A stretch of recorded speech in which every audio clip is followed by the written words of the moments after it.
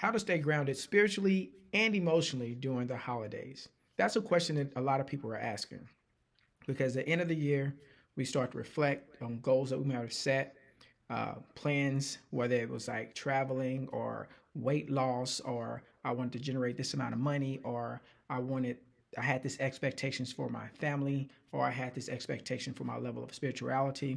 As the end of the year approaches, we start to reflect on those things. But what happens is you may have a sense of, I didn't make it. I didn't achieve these goals. I didn't lose that weight. And so, what do? We always set these New Year's resolutions. And what I want to discuss today is just how to stay grounded spiritually, emotionally during the holidays because it's a time of gratitude, reflection, and appreciation, but it's also a time of loss. It's a time of you're just feeling down for some people. And during that time, it's really important that we stay grounded. How do we stay grounded? Well, we want to stay grounded with our mindset, with our habits, and with our faith. We also want to stay grounded in how we make sure that we don't isolate ourselves. We want to keep ourselves around loved ones, people who will lift us up, people who know us, people that we can lean into to help encourage us to stay positive, to stay rooted and grounded. So don't isolate yourself during this time. Your mindset will set your momentum. Nothing happens without your mindset being programmed to achieve anything. Think of your mindset as your blueprint for whatever you're trying to build. If your blueprint is not stable, then whatever you're trying to build will never manifest or be created. And so it all starts with your mindset. So you want to start thinking about being intentional with being rooted and grounded emotionally and spiritually. Your habits will set your future.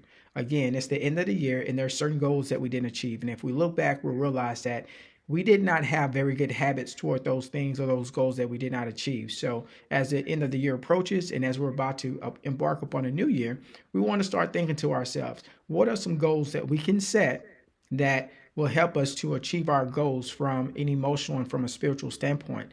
And that may mean that I don't need to watch certain things that's going to negatively impact my emotions.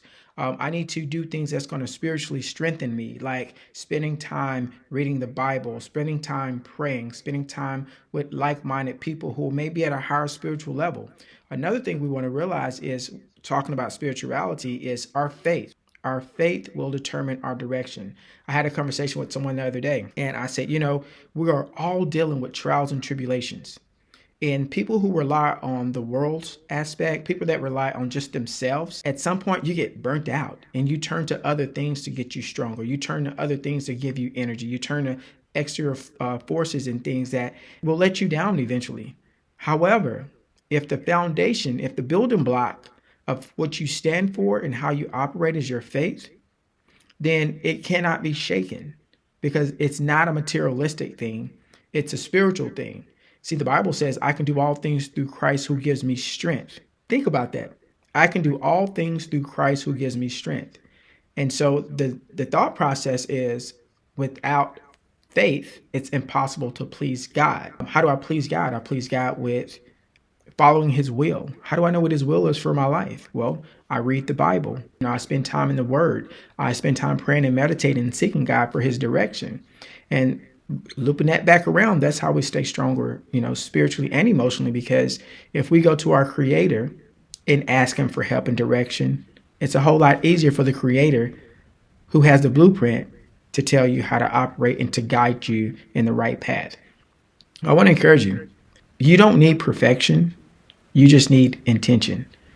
Let's start being more intentional toward those things that we're believing for. And for the sake of this message today, it's being more intentional to be grounded spiritually and emotionally during the holidays. We're going to pick positive people, positive places, positive things that's going to help us stay grounded. We're going to be intentional in our actions on what we do. And then also we want to think about this. We want to finish 2025 with focus, with faith, and with purpose.